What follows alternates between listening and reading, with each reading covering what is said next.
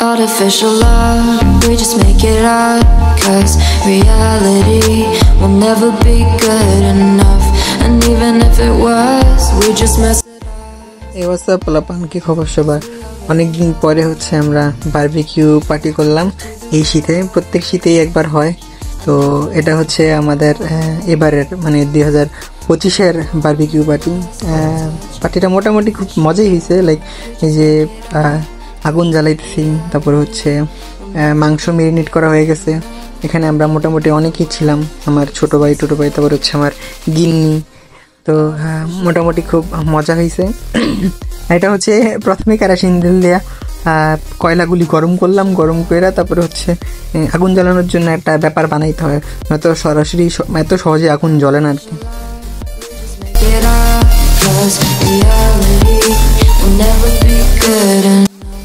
তো এখন চলে আসলো হচ্ছে বারবিকিউ করার পালা। আমরা মাংস মেরিনেট করা মাংসগুলি কয়লার উপরে বসাইলাম, তারপরে হচ্ছে বাতাস দিতেছে একটা ছোটো ভাই। মোটামুটি অনেক স্ট্রাগল করতে হয়েছে, কারণ ওই মানে কয়লাগুলি ড্যাম ছিল, আমরা রোদরে দেই নেই, তাই আগুনের তাপ মোটামুটি ছিল আর কি। পরে বাড়ছে, বাট ভালোই ছিল ব্যাপারটা। এ হচ্ছে আমি প্রায় মিডিয়াম একটা ওয়েতে, মানে মিডিয়াম একটা অবস্থায় চলে আসছে। এটা হচ্ছে আবদুল্লাহ ভাই। তো আমরা সবাই মিল্লা খুব এনজয় করে জিনিসগুলো করতেছিলাম আর কি। আর এই জিনিসগুলো হয়ই অ্যাকচুয়ালি এনজয়েবল। এই যে মাংস মেরিনেট করা, কাটা, তারপর হচ্ছে পোড়ানো, বারবিকিউ করা, তো মজাই ছিল ব্যাপারটা। আর মোটামুটি ভালোই টেস্ট ছিল।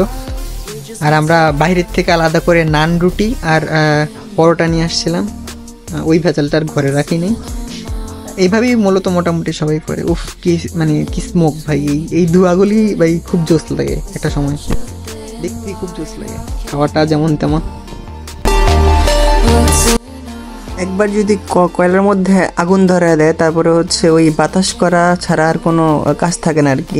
মেরিনেট করা মাংসগুলি ইয়ের উপর দিয়ে, এই যে চুলার উপর দেওয়া, তারপরে হচ্ছে ব্রাশ করা, বিভিন্ন জিনিসপত্র দেওয়া, যেমন তেল, তারপর হচ্ছে ঘি, অনেক প্রকার জিনিস দেয়, তারপরে মশলা, অনেক টাইপের জিনিসপত্র দেয় আর কি। তো এগুলো দেওয়া, একজন দেয় আর একজন হচ্ছে বাতাস দেয়। আমরা এইভাবেই চালাচ্ছিলাম ব্যাপারটা। জিনিসটা খুব মজা ছিল, প্রত্যেকবারই করি, এবারও করলাম অনেক দিন পরে। ইন ফিউচার আবার করব, মানে দেখবেন আপনারা ভিডিওতে। তো জিনিসগুলা দেখতেই খুব জোস লাগে। আর কোনো কাজ তো ছিল না, তো আমরা খালি মাংসের ভিডিও করতেছিলাম, দেখতেও ভালো লাগতেছিল, ধোঁয়াগুলি উঠতেছিল। ওই জিনিসটা শীতের রাতে দেখতে জোস লাগে। ধন্যবাদ এতক্ষণ সাথে থাকার জন্য আর ভিডিওটা দেখার জন্য।